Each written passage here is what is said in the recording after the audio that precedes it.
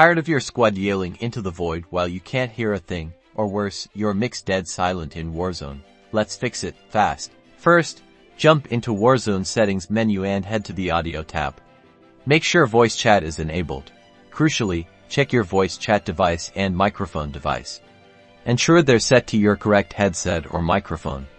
Often, the game defaults to something wrong. Next, let's check Windows. Right-click the speaker icon in your system tray and select Sound Settings. Under Output, make sure your headset is selected. Then, under Input, verify your microphone is chosen. If you see multiple options, try each one in Warzone settings to see which works. Still no luck? Dig deeper.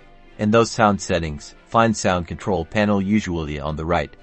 Go to the Recording tab, find your microphone, right-click it, and select Properties.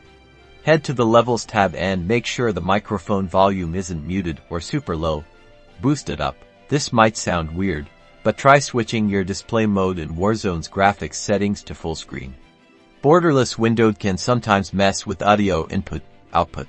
That's it, voice chat working again. Awesome? Now get back out there and dominate.